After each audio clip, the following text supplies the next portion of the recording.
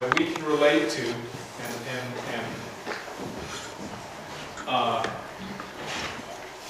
use to advance our goals, which are a more robust, resilient, sustainable local food system. So we're developing our own set of concepts, yes? We're developing our own set of concepts. When we talk about the private sector, we mean a completely different set of concepts. The private sector considerations are usually oriented around efficiency or profit, right? It's an investment strategy, return on investment, ROI, return on investment. So the concepts that they would apply to food systems are not always friendly, are not always useful to the goals of local food systems. Still, even though it's a kind of a dangerous path, we have to walk down, because in the private sector are a lot of resources that we need to advance our goals. Okay. So let's talk about perspective and sustainability. Okay. Now, historically, urban agriculture, particularly community gardens and vending, have been very important to communities. Historically, this has been the case throughout history, but even in the modern time period, when we think to ourselves, oh, what people have always done is gone to the store to get groceries, no. Street vendors have been really important. I talked about this earlier. A woman named Laura Lawson, she and I have both written about gardens and vending, and they're very important, right? They're very important even in the contemporary situation. But in the contemporary situation, we're getting a whole bunch of new forms of production. So we're getting vertical farming, aquaponics, aeroponics, things that I was talking about. You can click on those links, right? Whenever you get a hold of the slides and look at some of those activities if you're not familiar with them. So there are many reasons. There are many reasons that we want to pursue local and regional food systems, that we want to pursue urban agriculture. One of them, of course, is to enhance our quality of life. Right? People who garden for leisure, that's quality of life. Right? People who purchase from a market, that's part of their quality of life. They go to the marketplace, not just to purchase food, but for social reasons. They see their friends, they learn the news of the day, bless them. They're part of a larger system of relationships. So a market may have an economic purpose, but it actually fulfills a variety of individuals' social purposes as well. Now, opening question. I want you to try and answer this question. I know you can answer it. I want you to click on it. No, I'm What does sustainability mean? Does sustainability mean different things to different people? What does it mean? What does sustainability mean to a business person that's different to a household person? Growth. I didn't click on you. What does sustainability mean? How is sustainability different? How does it vary from a different perspective? Different perspectives, different meanings of sustainability. Give me an example.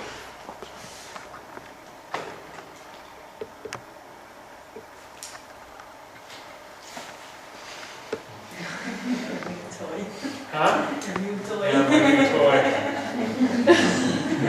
Okay, sustainability, quick. Come on, answer. What is this? If I'm not making money and I go out of business, is my business sustainable? No. Right? But is that what we mean by sustainability? There you go, right? There's the ambiguity of the word. That's all I wanted somebody to say is, what do you mean by sustainability? That's all I wanted one of you to say to me. Right? Because, go ahead. It's useful to have a country or a place, a storage that can develop itself and doesn't need But sustainability can be different on different. It can be sustainable on one scale, but not sustainable on another scale, or Sure. from economic to environmental to social. That's It's right. It's such a such a big word you can pour anything into it. But where you were going is a good place too. You're absolutely right. Because it's empty, there can be many meanings in it. But if you have the particular example that you're thinking of, a distribution system, right? You have a huge warehouse that might have a whole lot of one kind of product in it. Is that sustainable? No. People get tired of eating just potatoes. Or what if it has a whole lot of canned goods in it? No. People want fresh food, right? So you can have a lot of capacity in one way, right? But it not be sustainable from the perspective of the consumer.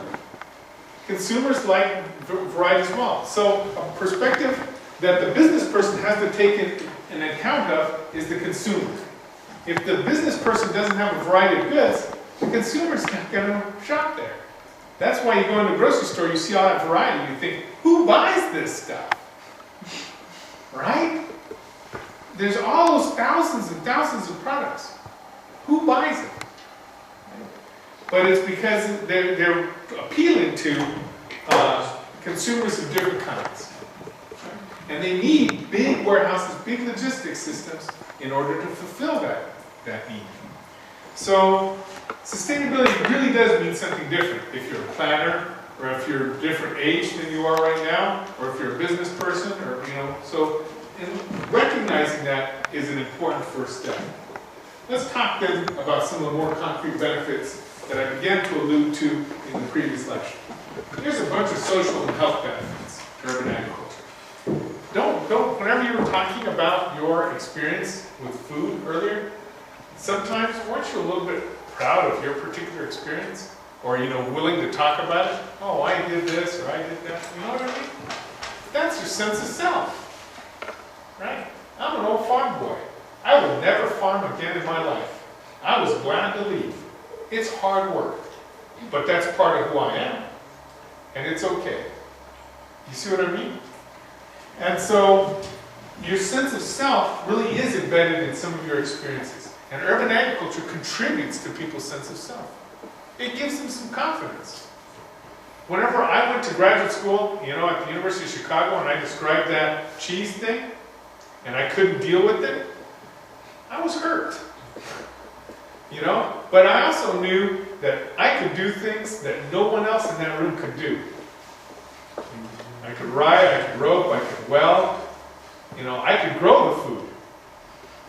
Right? I knew that, so even though I felt, I'm a minority, all these white people.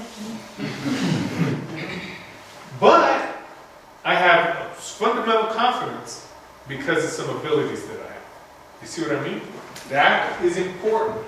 And when people see what they can do, that reconstructs their sense of themselves. It's very powerful. In California, battered women's shelters, women who are abused, they use gardening to help them rebuild their sense of self-esteem. It works. Apparently it works for some people anyways. Very important. Convicts who leave prison, they get them gardening so that they have, again, they build their self-esteem, give them some skills, right? One of the big benefits of urban agriculture is community building. Community building. And growing people and capacitating growing relationships. Urban agriculture enhances all that. Urban agriculture enhances food access, right?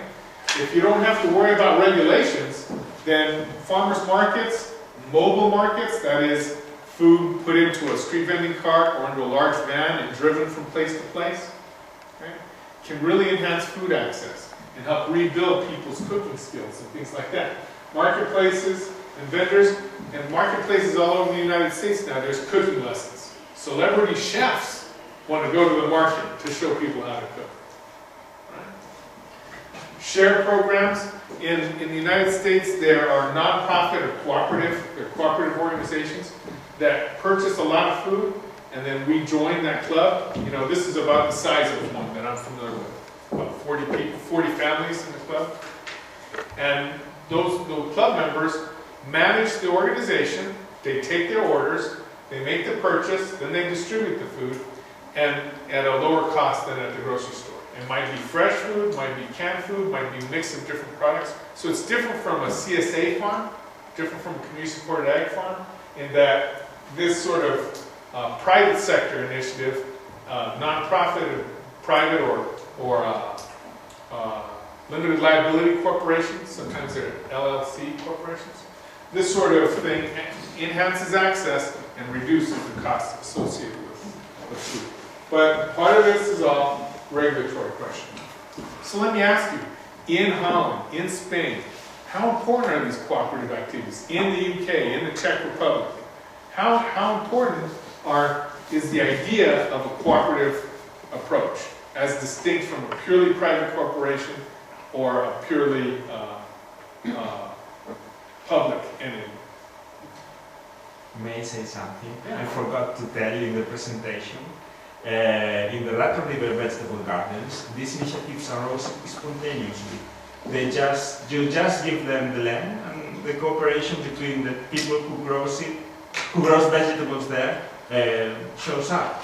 And there is even an initiative of an NGO who hired one of the plots to rehabilitate former drug consumers. Right, drug addicts. Addicts. Really good, you know. There's an initiative like that in the U.S. as well. What other sorts of, have you got, in your experience, do you have any creative uses of urban agriculture in your experience? What do you think? Well, there is a little bit of a variety at the moment, but like 10 years ago in my city you had like it was called the BOCO, the food cooperative, and they had some farmers who in the region who would give the vegetables, and then the people would get like a package of vegetables to buy each week, so that they would have food and they would support the local farmers. But you still have that But everywhere in Holland. Yeah, but that was really focused on like a local production. But now you have like also a national initiative in the organic farms to have the food back, but then the food comes from the whole of the Netherlands. So it's not only the province, but also on a national. So because the demands of the consumers were also getting more tough, like okay, you want also this from this other part of the country. So in my experience, it changes a little bit from wanting to contribute to local, also wanting to have everything. Yeah, Or, national, I don't know how to, larger scale. is that what you meant? Yeah, well, I thought it was also on biologic basis, but also on local basis. Yeah, but now the Odin, like for Yeah, example, they get the food from all the producers from the Netherlands, not only from Gelderland, our province. province. Yeah, I thought So- well, then I understand it wrong, but I thought it was also from most of the things are local, but if they don't find it local anymore, then they get it from other parts of the Netherlands as well. Yes. Yeah, in Holland there's also another trend we have. Due to the crisis, you have 200 million square meters of areas which should have been built, but there's no building left, and there are so much consumers in the city, in industrial parts of the city, which are growing their food, but also organic materials for bioenergy and stuff like that. Well, that's, yeah. It's hard growing at the moment because of the crisis. They are not going to build there, and it's a growing market. Yeah, very good. You know, another thing is rooftops, right? And terraces, container gardens. Well, this discussion right here, I hope you all listened to it because it was interesting to point out the contingency, right? If one level of organization or geographic region isn't producing to meet a particular demand, then you change the scale in order to meet it. That sort of flexibility is not easy to program into organizations, especially not easy for bureaucracies. They're not always very flexible, right?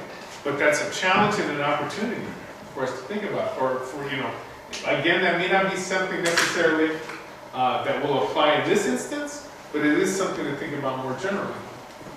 So, from the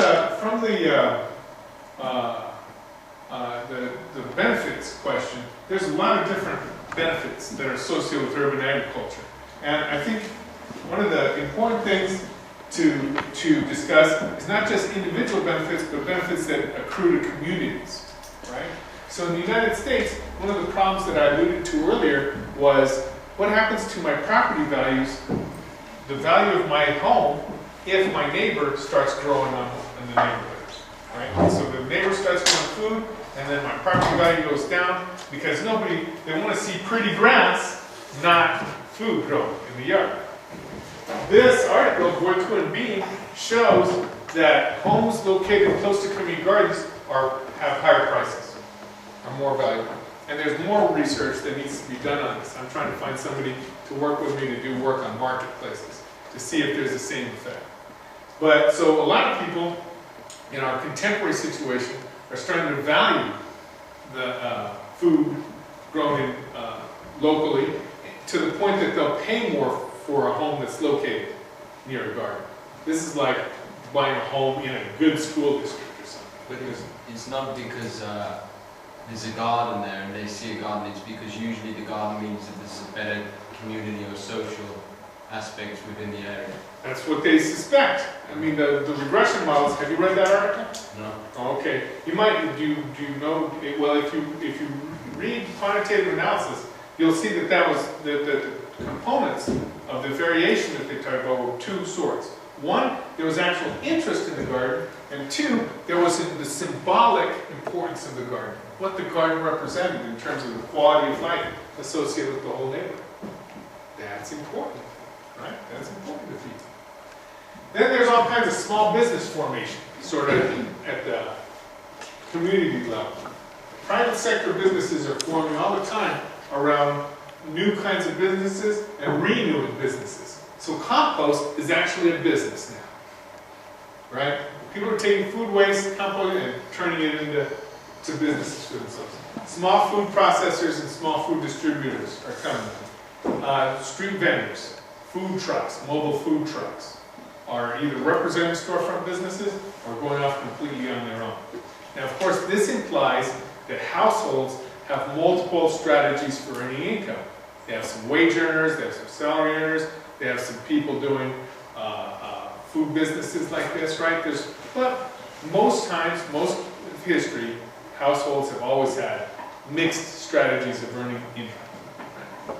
So, but small processors and distributors, and of course technology is playing an important role because food trucks, for instance, in Washington, D.C., they tweet their location.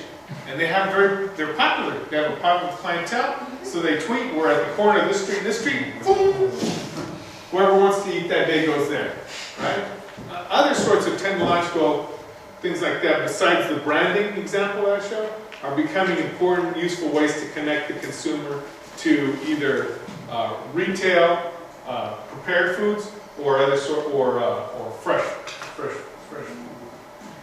So what happens when people make money from these businesses? They invest in their families, they invest in their homes, they invest in their neighborhoods.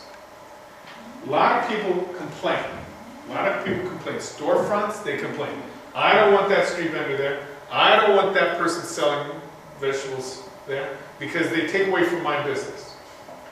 It's not the case. What happens is when there's a lot of activity, more people come, more business for everybody. But people are still threatened because there's habits. There's habitual uses of the public space, the sidewalk, right? And they have their own particular habitual practices they're just used to having. So this is a fight. This is a fight people will have, right? Between the new businesses that are forming and the existing businesses. There will be, so you got to think about ways to anticipate that conflict, right? Just in the same way that Seattle said, the reason why we're doing this is because this is part of the city goals. We're fulfilling the city goals, remember? Same way here. In order to invite these new businesses to come in, you have to anticipate, you have to predict that there's going to be opposition, and you have to be able to address that opposition. Slow money. is another big thing. You've heard of slow food, right? Everybody's heard of slow food. Petroni, right? There's slow money. One of the documents I delivered to you is a report, the slow money report for Wisconsin. Where are there opportunities for investment, for slow money investments? And all that is to say is people who are willing to accept less return on their investment and put money into your business. Shoot, we'll go hunting together. We'll make a good beef jerky business. Okay, so slow money is an economic opportunity that comes from the private sector of alternative ways to use capital, alternative ways to use financial capital. Does this ring any bells in anybody's head? Is this, any ideas, any examples that pop into your heads from thinking about this? I know it's the end of the day and I know you're tired, that's why I'm asking, because I want to try and keep you with me, okay? I'm trying to keep you engaged. Even, I don't expect you to answer every time, but if there's something in your head. Here in Europe we have the Triodos Bank, which is a social bank. He only invests money in sustainable projects. Which bank is it? Triodos Bank. Triodos Bank is here, right? Triodos. Yeah. Okay. Well, in Italy, there's in the Netherlands, and it's in Spain now as well. Ah, and then in Italy, right, there's Banco Etico, the ethical bank. Yes. Yeah. Yeah. Its name is Triodos. Oh, is that what it is? Oh, okay. It's a Dutch bank. This is that It's a Dutch bank? I only know the Italian version. But as soon as we start talking about this, there's regulatory things as well. So you come across financial rules and regulations. No, go ahead. I'm just talking about it. Here in Spain also exists the same type of bank, ethic bank, but I don't remember the name. Oh, well, there's one in Valencia, in a small village. But this one is, I think, from Basque region. Oh, well, in any case, so let me just stop you and I'll go back to economic benefits, I'll go back to this in a second. One of the things, even though you guys have a specific project, many things that I've shared with you today and will share with you tomorrow are not focused solely on the project, but they're things that you might draw from, right? Like fallen fruit, right? And you might pick an apple from something else in the future, okay? So play the game with me, okay? All right? All right. Let's see here. Environmental benefits. There's significant work. There's been significant work done in the U.S. on the environmental remediation of brownfields using urban agriculture. Mushrooms are really good at cleaning up soil, turns out, right? And then local food creates walkable and bikeable neighborhoods. In the U.S., you know how bad of a car culture we have, right? This promotes walkable, having a marketplace so that you can walk to and you can bike to. There's a lot of discussion of those sorts of things. I have my discussion point again because, what about you? You know, I'm trying to keep you with me. Any environmental benefits that you guys can think of from local food?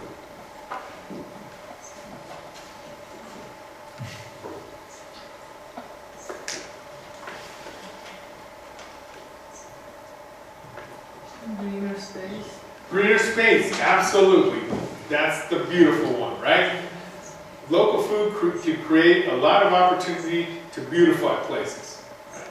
So something that you should realize is that whenever we say walkable, bikeable neighborhoods, who does that anger? In the United States, that gets the oil companies upset, right? Yeah.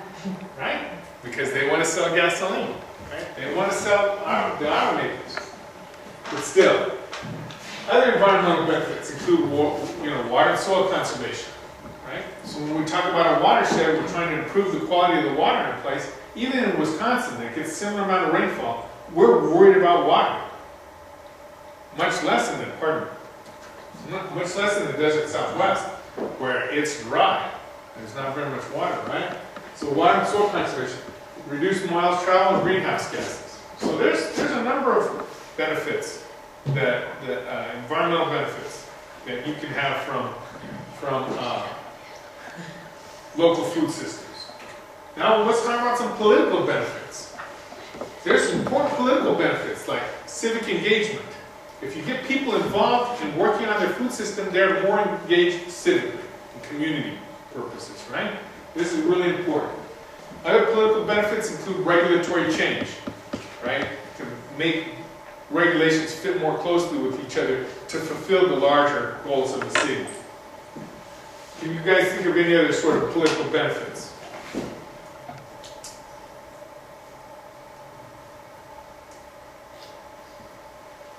So, I mean, regulatory change. The private sector often says, we want less regulations. Well, this is, you know, this is an opportunity to fulfill both goals, right? Get more local food and change regulations so that they're more friendly to local and regional food production.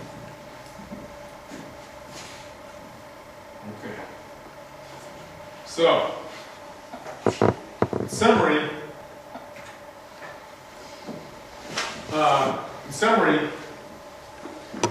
from the private sector perspective, you can have political, economic, and environmental benefits, but almost all of them will have their substitution effects, and almost all of them will have conflict associated with producing them.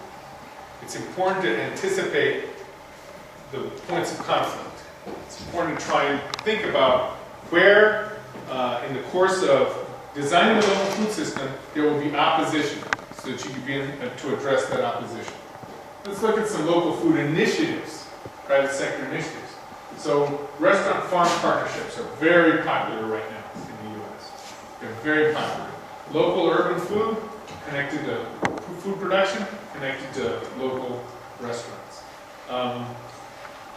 There's so many examples. It's hard to even start. But Rick Bayless is one of the most famous ones in Chicago. He has these Mexican restaurants, and much of the produce he purchases from local gardeners. And then there's cooperative purchasing agreements. So from the private sector perspective, you get large private sector employers who establish an agreement to source a lot of their food locally in their kitchens. One of the big ones in Madison is Epic Systems. It's a software developer. They employ about 10,000 people in Madison alone. About 10,000 people working at it. They actually have their own farm so that they can talk about how sustainable they are. They also have a wind farm and biodigesters, and they consciously say to their employees, one of the things that you will like about working here is we're going to get most of our food, most of the time, from within 100 miles of our offices. They have a huge campus. You know what I mean? And more businesses are starting to do that. I think I have another example of that in a second. So local farm auctions. What's happening too is the private sectors are setting up an auction houses where producers can come and sell a lot of food at a reasonable price to big local consumers. So that's a pure form of a market, right? The food comes, the buyers come, the prices get set through an auction, and the market clears, and everybody goes away pretty reasonably happy. This is called the Institutional Farmer Market Coalition in Madison, Wisconsin. And that one's been there for 7 years. It was the first of its kind, and they're growing around the country. So in terms of production, oh my goodness, there's just so many emergent from the grassroots production activities. Not just guerrilla gardening, but I mean more legitimate things. In shared gardens, community gardens, commercial gardens, businesses are putting 100, 200 garden spots in their land as part of their landscaping plan, right? They're letting their employees garden as part of their landscaping plan. You got rooftop gardens like the Plant in Chicago. That's it's a large derelict building that has rooftop garden, hydroponics and aquaponics on the inside, a beer brewery, okay, a guy who makes kombucha. You know what kombucha is? One of those, it's a fancy health drink. I don't know what it is. It tastes like fizzy water. I mean, it's cool, it's good. Kombucha, that, you know, take my word for it. It's kombucha. And so the waste from producing the beer goes into the compost, which is soil for the rooftop garden, right? Start getting these closed loop systems, production systems going on. And then you got some quasi. One of the things that you should recognize is that whenever we say private, there's nothing that's wholly private, right? There's always a degree of partnership. So in Europe, there's botanical gardens, right? Does Madrid or do cities have their own fancy gardens? Right? City gardens? Okay. So in Chicago and Cleveland, those big botanical gardens are now producing food in cooperation with kids that live in poor neighborhoods, that live in economically disenfranchised neighborhoods. And what does that do? Well, at the botanical gardens, who are the people at the botanical gardens who run the gardens, who are on the board of directors? They are rich. They are wealthy people. They make these gardens so that they're beautiful, right? But now they're making them for food, right? And so that is giving those wealthy people a different look at the world. I mean, they're the limousine people. You know what I mean? And so when I talk about botanical gardens, I'm talking about elite institutions in the United States. Influencing those people will in the long run influence the whole state of the system. I am so happy to be working with those people in Chicago. I mean, it's kind of scary. I mean, they're so rich, they don't even know it. You know? They're rich. So, these private sectors, so they might come from the private sector, right? But it also brings public concerns. So those are people in the botanical gardens who pump millions of dollars into that charity, and then that charity turns around and does work in the community, right? As a botanical garden. How did this initiative came up? Because it's very difficult to think about rich people having these concerns. Yeah, I know. I couldn't believe it myself. They do it for image, just like the bank in Netherlands or other people do. They do it for image. Some days I think that. I think that a lot of times. I really do. And I don't think that there's anything wrong with that idea. I think that that it is another status marker, right? Like food has always been a status marker, right? But sometimes I also think that they're doing it because they actually recognize the importance to society. So they're not entirely self-motivated. They recognize the importance of society.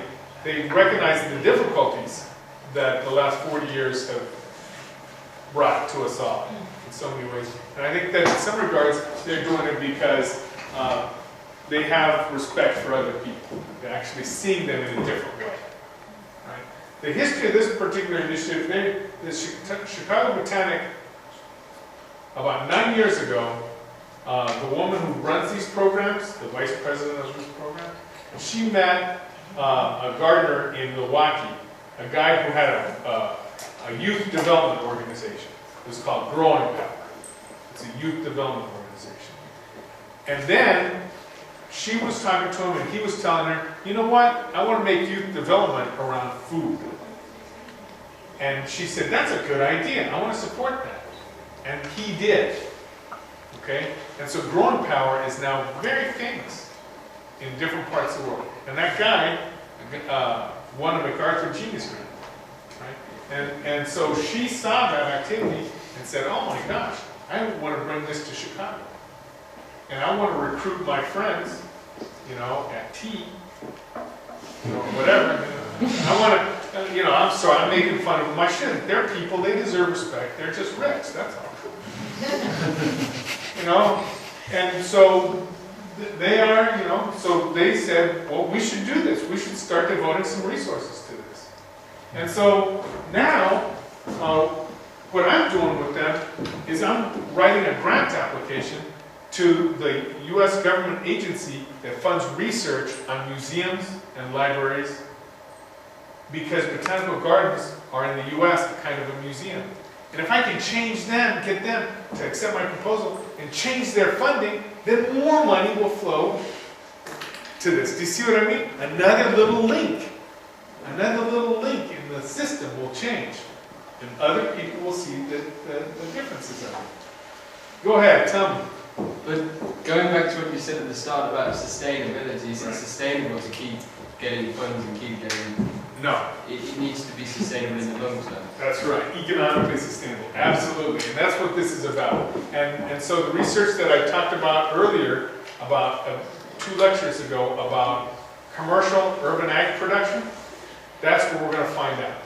Because you're absolutely right. We cannot go, no one can go from grant to grant. Chasing money is bad business, bad business. I mean, and I chase a lot of money, I get a lot of grants, okay? But I only do that if I know that the grant itself has the potential to change some link in the system. I don't chase money just for the hell of it. I don't need to do that, you know what I mean? So I either want to fund students or, you know, address something. And so what he said is absolutely right. If in your investigation, one of the things, during the course of your investigation, you should be thinking economically, you know, is it possible for people who would want to make money doing this, to want to earn a living, could they do it? Now, I don't think you'll be able to definitively determine that, but at least you can point out where it's important to ask that question, right? And that's important. Okay. Now, one other thing about this, that before I skip it, organic. To produce something, biologic standards, organic standards, cost money. That makes it less sustainable, right? And that production process is supposed to be healthier for you. But in the US now, there's a number of producers who are going beyond organic. They're saying, I'm not going to play with the federal government standards of organic. Instead, I promise you, the consumer, me the farmer, promises you, the consumer, that I've read those standards, I understand them, and I'm doing better than that on these dimensions, right? Because everybody can look at the standards and say, I'm doing better. So one is like soil conditions. So as a grower, if I can tell you that not only are my soils without pesticide and chemical fertilizer free, not only are they that, but they're also full of rich compost that's been processed and that I've analyzed and that I can tell you is contributing to the nutritional content, you're going to say, oh wow, and yet that's beyond the organic standard. So that can help a segment of consumers, attract a segment of consumers anyways, to make more economically viable that activity. Okay, something else? Again, these things all come back to partnerships. That's the last thing I want to say. Ivana pointed that out earlier. Partnerships are really important. Okay, distribution. Now, in the circles, right? Talked about supply chains. Do you know what Cisco is? It's a huge international global supply company. SYSCO. Look around. If you start looking for now, you'll probably see trucks of them. Because they're everywhere. They're everywhere. And one question is do we use elements of the existing private sector supply chain to move product? Or are we selling out our values if we use the global supply chain to move our product? Do you understand the tension there? Do you understand the tension? If we use the big corporation, does that mean we're giving up our sustainable values? There's a tension there. Okay? And so, I don't know how to resolve that tension, but it's a problem to lots of people in the United States who see local food as power against corporations, right? As fundamentally a political project about power. So they want to say, no, none of this corporate, no corporate fingerprints on anything. Other people say, oh, you know, if that truck is going from point A to point B and it's half empty and I can put stuff on it very inexpensively and more sustainably, and you know, I mean, maybe corporations aren't so bad. That can be a tension in some sectors of society. In the US, this is a problem. As a result, you know, people use technology to track it. Those QR codes and other sorts of codes they use to track and embed the local produce with a narrative, with a story that makes it more attractive to the consumers. I talked about that earlier. Then there's, of course, fair trade and completely new business models, right? Among the new business models in the US are L3Cs. I think you're familiar with LLC, Limited Liability Corporation. Isn't that UK? That's UK, but it may not be in Europe. So anyways, that's limited liability corporation. Let me tell you that there are new business models. Corporations are not all the same kind. They usually have different charters in different countries under different sets of rules. And those rules can be changed, right? Or new models can be incorporated. So in the US, the L3C is a limited low profit corporation. So I'm going to be a corporation, but I'm going to promise you that I'm not going to go just to make money. I'm going to incorporate social double or triple bottom line values. Now there's the B corporation. That stands for benefit corporation. That's a grade. That's a grade you get. That indicates that you're being environmentally friendly, labor friendly,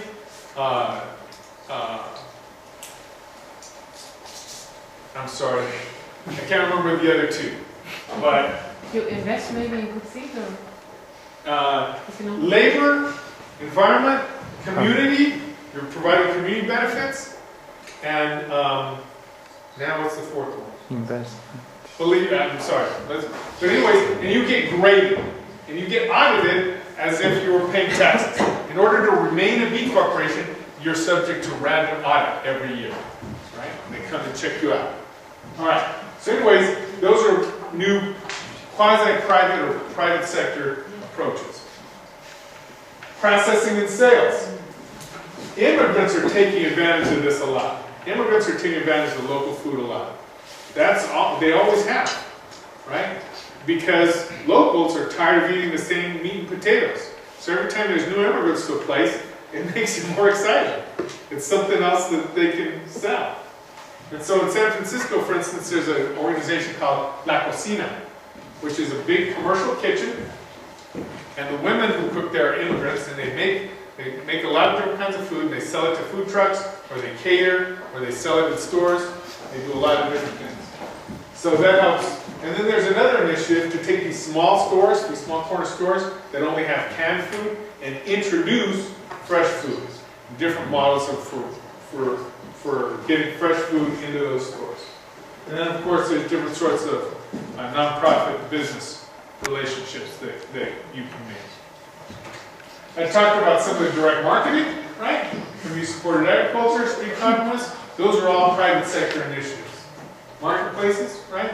Those are all typically private sector initiatives, but how do they exist? They exist because the public sector lets them. The regulations allow the businesses to operate. And so there's always this dialectic. There's always this sort of recursive relationship between public and private in the permitting and licensing and regulation of these activities. Waste. Talked about composting a little bit. So Growing Power in Milwaukee is composting 20 tons of food waste a day. A day. They have partnerships with some of the big companies that employ thousands of people to take their food waste. The schools, there are 120,000 meals in Milwaukee every day fed to school children. That's a lot of food waste. So waste is a big deal. And of course, you have both compost and soil remediation, as well as bioenergy implications of those things. Okay, so we've come up to some time for comments, questions, discussion. Does anybody see have anything that they want to say, or anything that they want to? Let me see where we're at.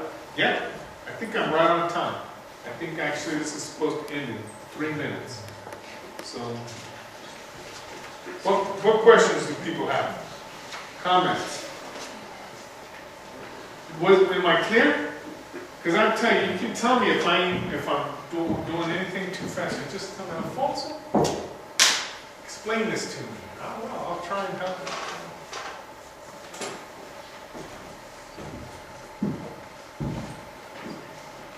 Your experiences? Anything you want to share? I have an interesting experience. I think in the Netherlands, you have on the television you often have a lot of competition about who sings the best and who dances the best. Do you have that in Spain as well? Yeah. So you have also a competition on who cooks, who is the best cook, and then you have the master chef, like being in a jury, like you are good and you are good. So I saw this program, and I don't know how many people watch it, but there were these master chefs testing baby food, like the baby food in tins. In the Netherlands, you have like mixtures of various things, very luxury, and people feed it to the baby. And the master chefs were tasting this baby food, just to see. And they were really making like, what? Are you giving this food to your babies? It's so easy. Why don't you take a carrot and just cook the carrot and make a puree and give it to the baby? So it was a bit of elite trying to give a message to older people, like it's not so difficult to eat good food. It was really, I don't know if anyone in the Netherlands saw this program. And also maybe like on This one, yeah. but it was that one. Yeah, did you see it? Yeah, I saw it. Yeah. It's funny, huh? Yeah. They look really like. Yeah, it was really a marketing thing, only marketing thing. Like to do like a la carte baby food or something like that was on that was the critique. Yes, yeah. It was very weird, and when I was a baby I never had food like that. My parents always like had a mixer and eat the same food, but I had a mixed part. So let me open my beer. I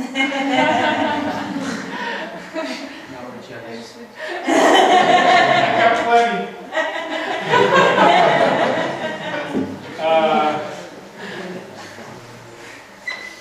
I appreciate y'all working hard on me, okay? I know that I've sat on that side of this sort of thing before, and I know that mentally trying, okay? So I really appreciate it, and I think that you should, if you haven't, you probably should thank these organizers, because you can tell that they've done a lot of work. Okay? At some point you should thank them. But so I just actually looked at my program. I thought I was supposed to end now at 17:30, but actually I'm supposed to go till 18. But I'm going to stop anyways, okay? Because we could all use a break anyways, right? And I'm sure that there's some things that the team can discuss to help with the evening activities anyways. We could probably use a few minutes to stop. Let me just ask you again, does anybody have anything else that they'd like to share? We were also just discussing like at the supermarket, and you have like if you have food and it's only for today, like till today it's good, then they throw it away, and you have like big garbage things and they hide it so no one will take it, so no one can sue them if they're gonna eat it and they get ill or something. But still you have much more people who find those things and put it on the internet, and they will go there, and they have, a friend of mine, she goes there twice a week, and she has like, I don't know how many bags with food, and she gives it away to her colleagues and to her friends, and I'm always surprising about it, and I'm thinking from how you can change, it should be changing, but how you can do it, because I understand the suing story behind it, but it's crazy. Well, go ahead. It's wasting of food. But it goes back to education and people's complete lack of knowledge of so much things now, and how they can't tell if something's gone off. They need a label to tell them if their milk is stale or anything like that. And I think a really important part in urban agriculture and in agriculture in general is that it touches the young people in the schools. And in England, we have a lot of projects now where schools have allotments and they actually have lessons where they go and they look at the food and they teach them about food. That's really important, I think. I agree. It really is. I mean, in Madison, I live in a pretty progressive city, and every school has a garden. Secondary, elementary, every single one now. And they're being integrated into the curriculum very significant ways. And as a matter of fact, I have 2 books that I'm going to share with you. Tomorrow I'm going to bring them. One I'm going to give to Ruth, and the other one I'm going to leave with the Spanish folks. They're books written for 4th graders, so you'll understand them. That's what I tell my graduate students. I tell them, you'll understand this book, people. I'm just kidding you, all right? At least you get the joke, I hope. Okay? So,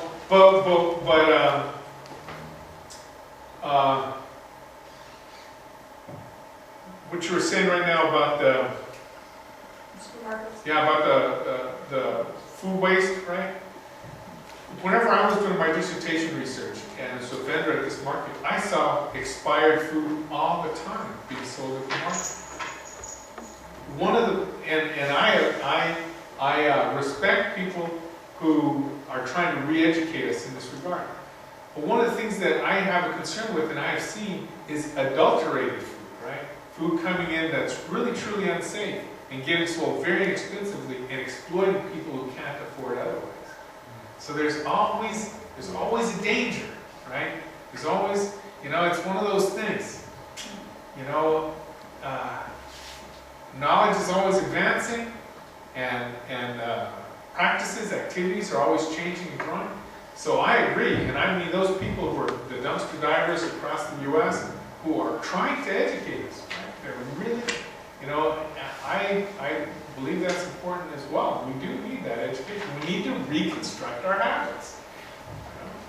But, so anyways, what other comments? Any other closing comments? It needs to be more beautiful as well. I know that, because I work as a landscape architect, and in England, the perception of urban agriculture is still very much, it's kind of a bit hippie, and it's not really, and when you see urban agricultural projects, they're very, I don't know what the word is, I don't know what you call it, but they're not beautiful, or I think there can be a greater role for design in urban agriculture as well. Yeah, absolutely. That's one of the things. Whenever you start shopping at markets a lot, you're not going to see the same beauty in the produce. And this reminds us that beauty is in the eye of the beholder, right? That's the saying in English. What's beautiful is what you perceive to be beautiful. And then when you taste it, man, you're in business, right? And so, as a result, you see in distribution systems, you often see first quality product, which means beautiful, unblemished. It doesn't necessarily mean most nutritious or healthy or sustainably produced. But it's the first quality of prettiness, right? And then second, B grade, and even C grade product, right? And that grading system is in English, the word I would use is pernicious, right? It's dangerous. It undercuts our abilities to do things, right? And so, but again, it's just what we have. But if we're going to incorporate it into public space and in design space in terms of parks or brick, it can be more beautiful. I'm not talking about the vegetable, I'm talking about the design. Yeah, I'm sorry, I got that part of what you said too, I just stopped. But you're absolutely right. The design of places really is. I agree with you so much. We got to visit just a little bit about that at lunch, and I appreciate that conversation.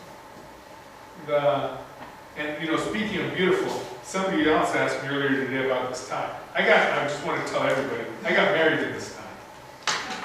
My cousin made all the jewelry for my wedding. And all the men got bolo ties, not as pretty as this one. This is the groom's, right? And all the women got earrings. And so, just for your information, the tie I wear tomorrow is also a significant tie. But anyways, so yeah. But I don't have to wear ties anymore. I wore ties for a couple of years after I got out of college.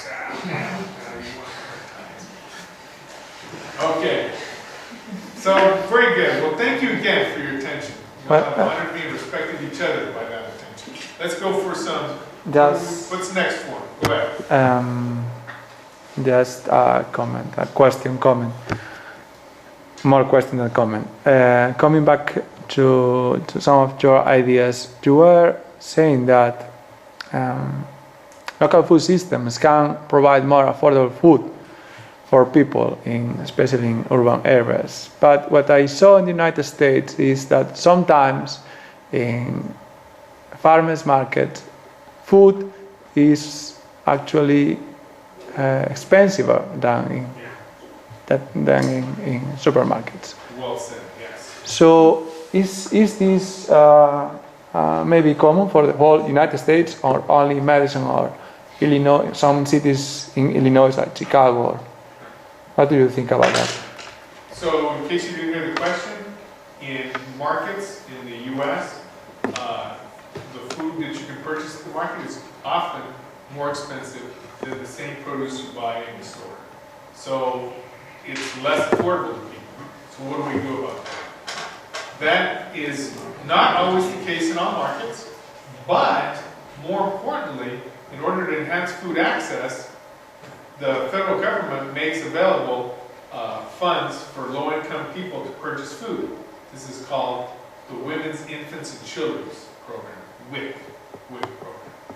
And the way that this program gets actualized is in many markets around the country, around the U.S., you get a voucher. You can go to the market, to the person who manages the market and say, I'm a WIC participant and I want to exchange these food stamps for benefits, for little chips that I can spend at the market. Now the reason why markets do this is because it's stigma, right? It's negative perception if you have food stamps and you're at the market, right? It makes you personally, oh, I'm poor. And so everybody who purchases at the market does so with little chips. And so, and then what the program does, what the WIC program does, is if you have $10 of food stamps for produce, they give you $20. They're double your money. And so then, when you spend it, the farmer takes those chips and goes and cashes them in, right? And the balance of it, the federal government pays the farmers. The government program pays the farmers. You see what I mean? So so people can afford the money. The WIC program subsidizes poor people's participation in the market. And they do this because so often people who are on food stamps who use this program go to the corner store and they buy soda and they buy bags of chips. They buy things that are allowable purchases, but they're basically not as healthy as you could otherwise.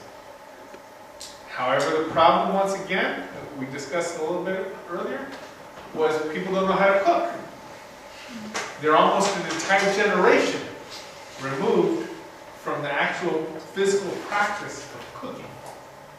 So they need training. So there's new programs to help people learn how to cook. The schools changed a lot. When I was in high school, people took home economics class.